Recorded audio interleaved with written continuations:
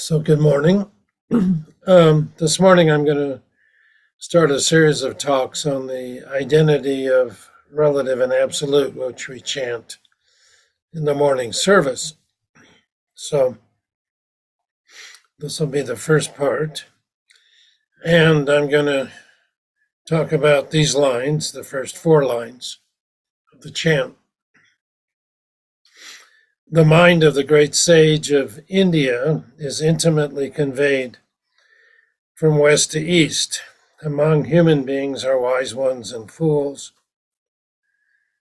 but in the way, there's no northern or southern school.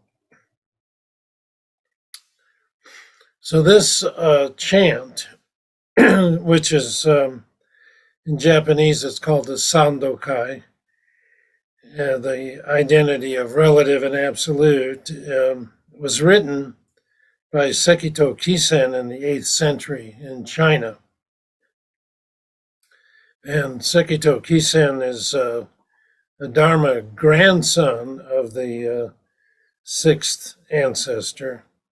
In Chinese, we call him Wei Ning, and in Japanese, he's called Daikon Eno. And he had two main successors, Seigen Gyoshi, who was the teacher of Sekito, who wrote the identity of relative and absolute. And the other main successor was Nangaku Eijo. And the two main schools that we have of Zen, which are extant now, came through these two men through Sagan and Sekito's line. The Soto school emerged, and the Rinzai school emerged through Nangaku's line. So this chant is chanted a lot in the Soto school, but not so much in the Rinzai school.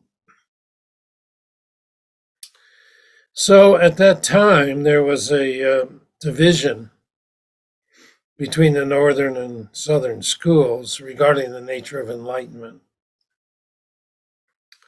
And the northern school believed in gradual enlightenment, which arises through continual practice and meticulous care. And the southern school believed in sudden enlightenment, which occurs instantaneously when the conditions are right. So Sekito Kisen tried to address this division in his verse. He was also trying to unite Buddhism and Taoism, since many of the lines contain Taoist phraseology and theology. And he was also expressing the unity of the relative and the absolute, and of light and dark. So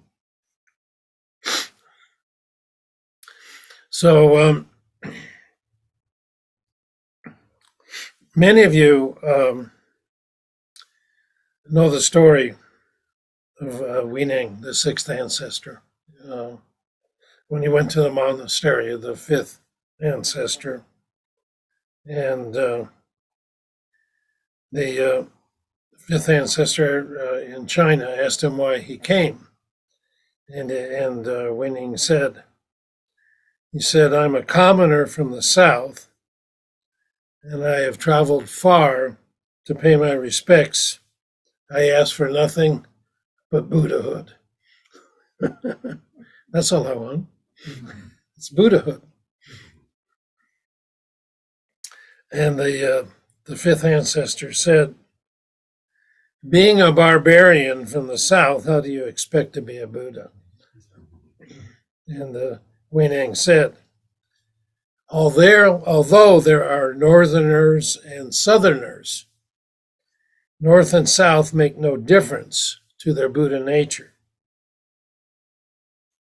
A barbarian is different from your holiness physically, but there's no difference in our Buddha nature. And that's what the fourth line of the poem said. In the way, there's no northern or southern school. But I think it was Shinko and I changed it. Actually, the original translation said that in the way, there's no northern or southern patriarch. Oh. And at that time, we were trying to get rid of sexist language.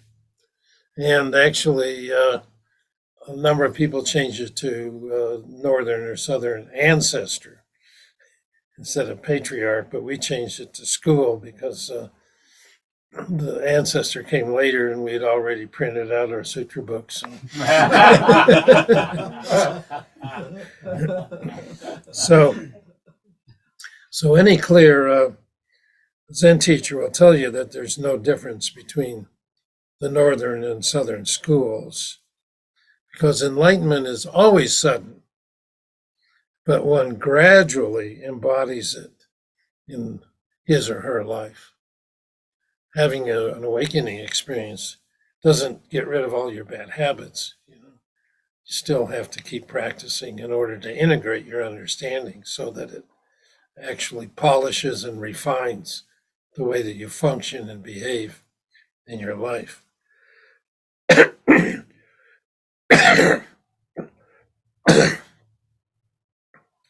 Now, at the monastery of the fifth ancestor,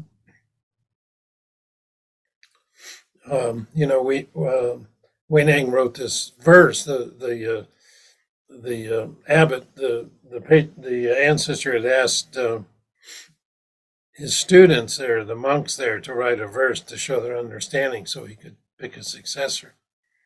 And the head monk there, I think his name was Jinshu, he wrote that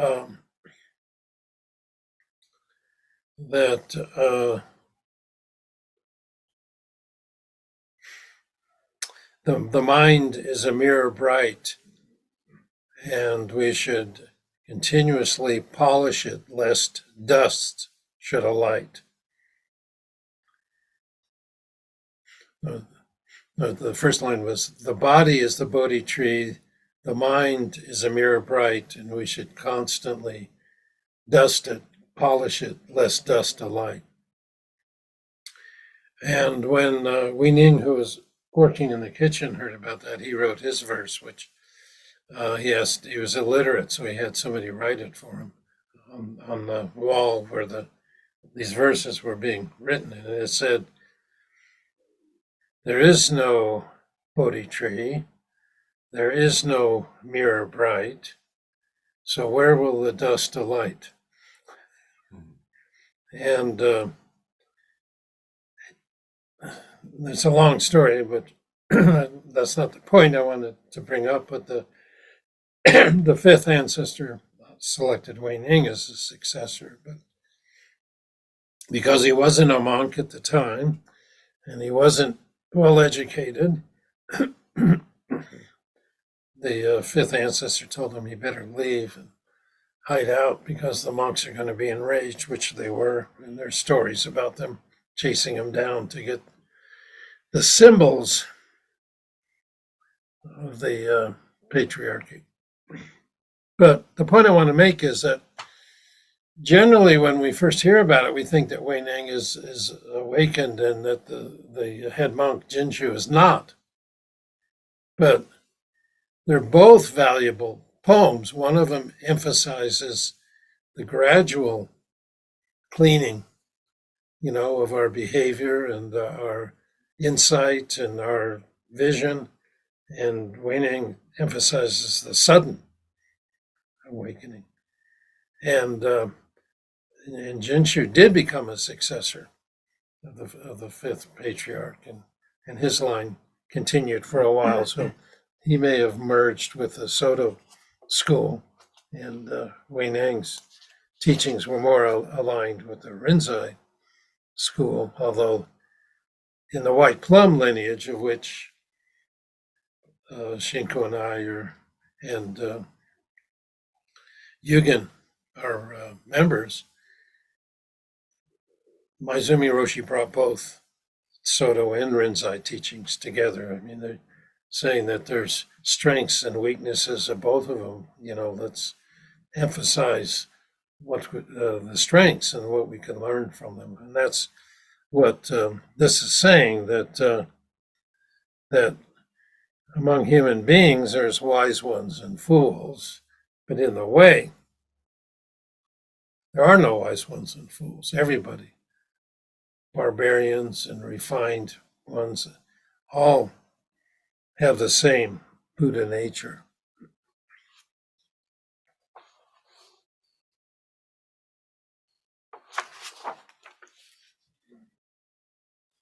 So, in the next century after this verse was written by Sekito Kisen, the founder of the Soto school in China, Tozan Ryokai, promoted a verse called the Song of the Jeweled Mirror Samadhi, or in Japanese it's called Hokyo Zamai. And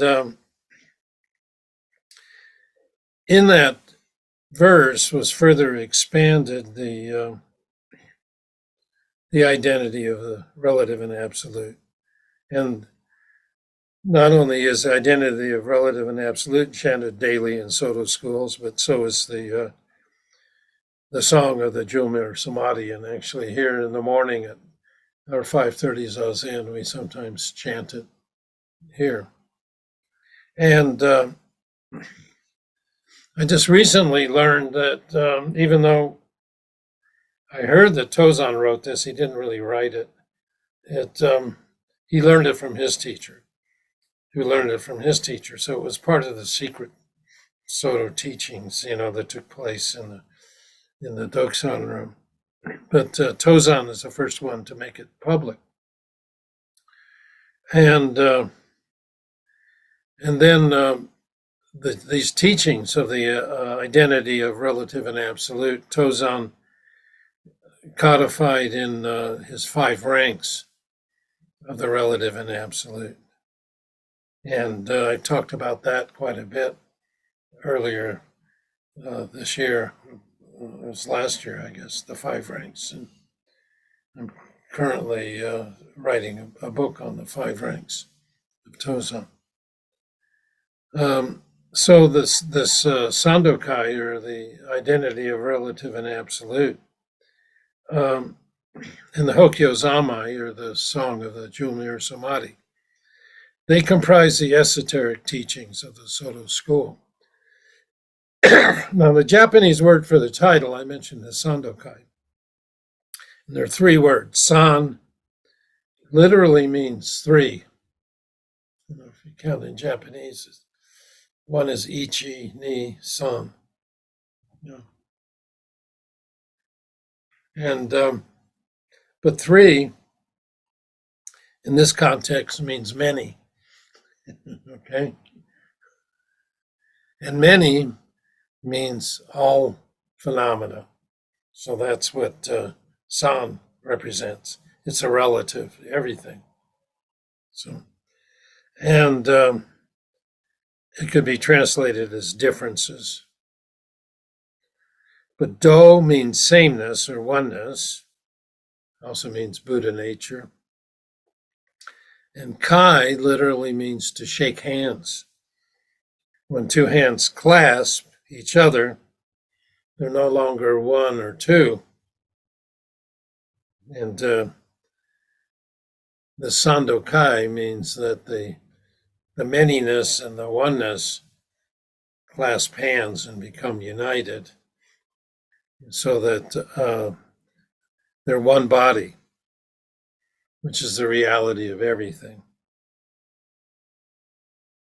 And the various facets or appearances of that one body, is this harmony, or kai, the clasping of the hands. So I talked about the Heart Sutra recently, where it said form is emptiness. And if we compare it to the Sandokai, the san is form, and do is emptiness, and kai is.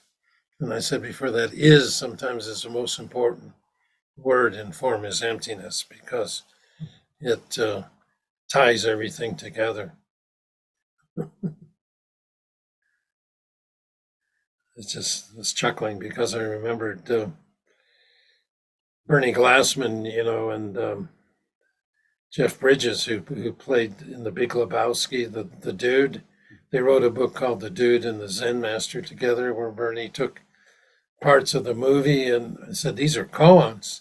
And one of the koans was about this carpet. I don't remember this carpet that the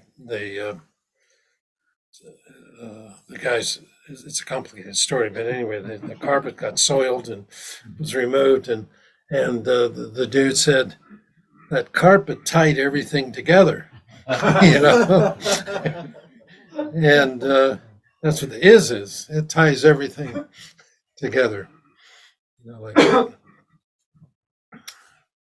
But also, I don't know if you remember when Clinton, former President Clinton, was being impeached. They had a big discussion about what is means. What is, and he said it all depends upon what is in one of his arguments against his impeachment. So the Sandokai, or the identity of relative and absolute, it also represents the three treasures. And the San, which is the Dharma, or the phenomena, it's the Dharma treasure. And Do, which is the emptiness or the absolute, is the Buddha treasure. And the Kai, which is identity or harmony, is the Sangha treasure. So when we're chanting it, we're invoking the three treasures, over and over again. So the Sandokai is more of a poem of 220 characters. And a sutra is supposed to be the words of the Buddha, and these are the words of Sekito Kisen. However, when we chant it, it's taken as a sutra. It contains, 44 lines or 22 couplets, but when we study the three treasures as part of a precept study, because we take refuge in the three treasures, the Dharma, on one perspective, is the teachings of the Buddha, but it can also be anything, any teaching that expresses the meaning of the Dharma, which is this manyness or the relative, but consonant with the absolute. So even though it wasn't written by the Buddha, it's considered to be a sutra. And my teacher, Maizumi Roshi, said that this Sandokai is another name for each one of us. So each one of us is the identity of relative and absolute. Each of our lives embody that, express that, and continually, reveal it. And he said it's another name for the three treasures, which I mentioned, the Buddha, Dharma, and Sangha. It's another name for life. It's another name for enlightenment. And he said, when you understand this, you understand all the teachings of the Buddha. So let's dig into it a little bit more. The first line, the mind of the great sage of India is intimately conveyed from west to east. So the great sage of India is Shakyamuni Buddha, right? That's where he was born and that's where he taught 2,500 years ago. And the word that's translated as sage has meanings both for Taoists and for Buddhists. It could mean a hermit or a well-accomplished person or a bodhisattva. So Dogen, Master Dogen, the founder of Soto Zen in Japan, wrote a poem. And he said, "The clouds, the mountain peaks, and the murmuring of the stream are all the voice and figure of my Shakyamuni Buddha." So this is the mind of the great sage of India. That includes the noise of motorcycles, that's the voice of the Buddha. The smell of a garbage dump, that's the odor of Shakyamuni Buddha. And the graffiti on the wall, that's the figure of Shakyamuni Buddha. Yesterday, Roshi and I were trying to get to Longmont, and there was a long train that was going across the tracks here, and it seemed like we were there for 10 minutes. It was just creeping along, and it must have had 150 cars.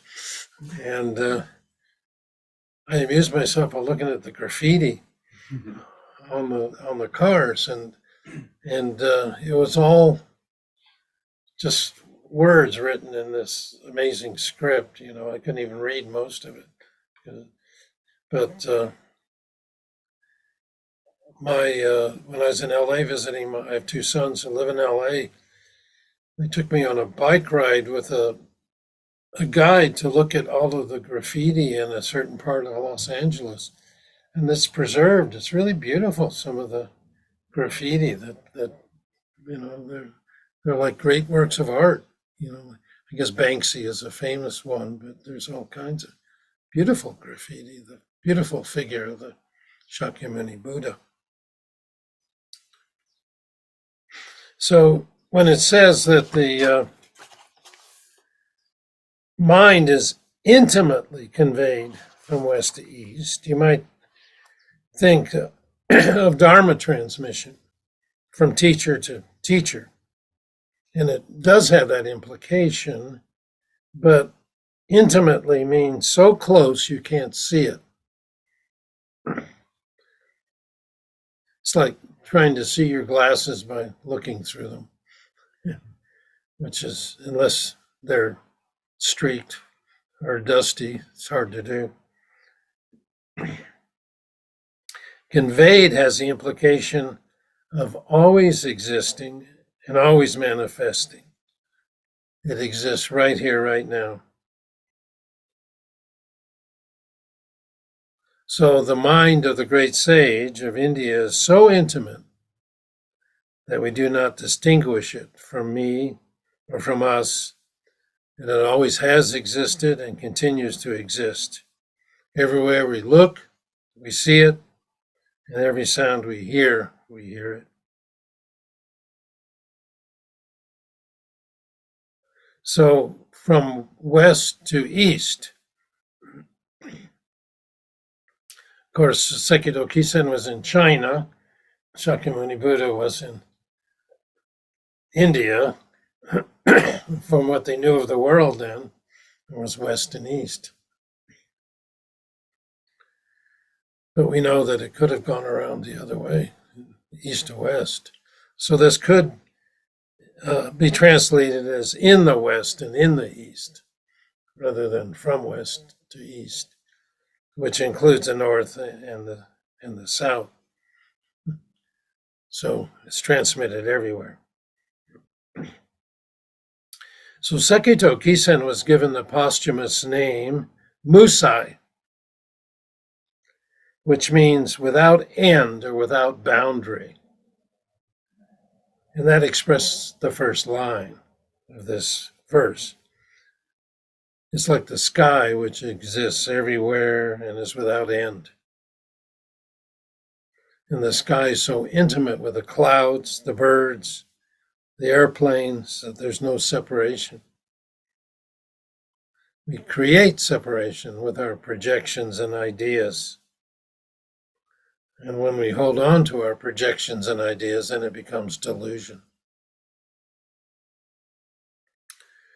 So the next couplet says, among human beings are wise ones and fools, but in the way there's no northern or southern school.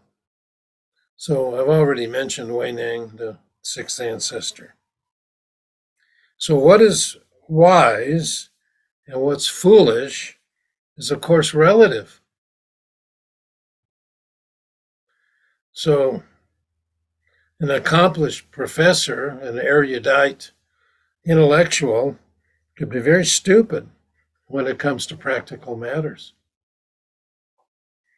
And I have a few jokes in my repertoire about that.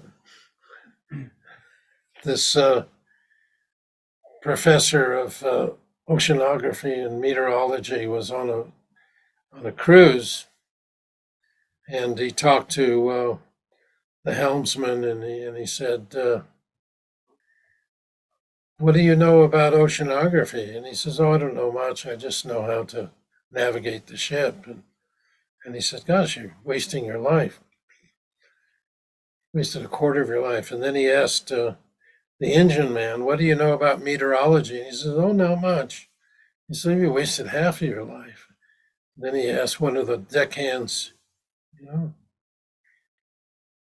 know, "What do you know about navigation and the stars and quasars and black holes?" And he says, "Oh, I don't know anything." He said, "Yeah, wasted three-quarters of your life." And so then the ship unfortunately hit a reef, was taken on water and started to sink. And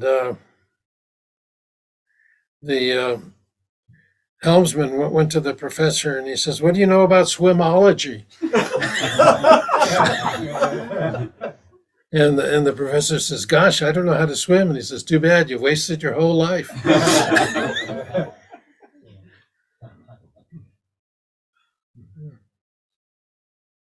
So anyway, you get the idea. Huh? So, just because you're a professor of materials doesn't mean you know how to hold a hammer, you know. So all of you are very intelligent in your fields. Yet, if I ask you to pick weeds, you might pick some flowers instead. And that's happened here, believe it or not. And you might use delicate fabric scissors to pull nails out of the wall. And then when you spill tomato sauce on the counter, you might use one of the wiping towels to wipe it up instead of paper towels, and then try to get the stains out.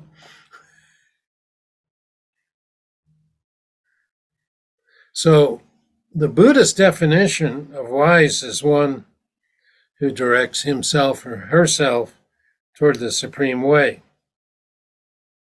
So you're all equally wise, but it doesn't mean you know how, have all the same skills. So many people, when their life is miserable, they whip the cart instead of the horse to make it go. That's not very wise. So Suzuki Roshi mentions that dull people struggle more to understand, and as such might eventually have a deeper understanding than a sharp person who quickly passes through, has Kensho or awakening experiences and goes through the koans easily. So those of you who are doing koans will remember the ones you struggled with a lot more than the ones that you easily passed through. And a student who didn't struggle so much doesn't necessarily have the skill set to help students who do struggle. When I was a Zen student in Southern California, a friend of mine went to see Krishnamurti talk at Ojai, and he had a wonderful talk. But um, I'm very practical scientist background, and I want to know, how do you do it? How do you practice? In Zen, at least, there's instructions. But his when people ask him that, he said, just do it. You know, just do it. Well, that's not very helpful. You know, and that's the way they used to proceed in Zen monasteries. When people would come and they didn't give them any instruction, they just let them sit there and struggle through it. So if somebody says, just be one with it, how? Just be one with it. What's your problem? Be one with it. So those who struggle have more strategies, and they can go into detail about what works and what doesn't work for them. So each one of us is different, and that gives us value as well. I mentioned that the Northern School was formed by the head monk who the sixth ancestor defeated in the Dharma combat over the poems. And he was also the successor of the, as I mentioned, of the fifth ancestors, and his school prospered. Wei Ning and Jinshu didn't argue with or criticize each other. You know, they supported each other. It was later, further down the line, when the people didn't have those personal connections, you know. And that seems to be going on today in so many ways. You know, when we dedicate the merits of our practice in the last chant, I had talked to Corin. I said, we try to be timely. What's going on in the news? Well, what's in the news this week? What's the big news? Trump is indicted for 36 felonies or something like that. And what happened after that? Ideologically, the people on this side say, well, he's just a victim of repression by the government. People on this side say, well, you know, he's been breaking the law forever. It's finally he got caught, you know. So the people on this side say, well, now we're going to get even. We're going to impeach Biden, and we're going to, you know, go after his son, because all it is Biden trying to suppress a political opponent, just like in a banana republic, right? And over on this side say, well, he's innocent until proven guilty. Let's play it out. Let's see what happens. So we have these poles in our country, these big differences. So how can we bring everything together? Get everybody together in a big room and chant the Sandokai over and over and over and over and over again for years. So since everything is the way, how could there be a northern and southern school? How could they be different? How do we create all these differences, and how do we bridge them? So maybe the rest of the verses we talk about it will give us some clues. So I'm going to stop there and see if anybody has any comments or questions.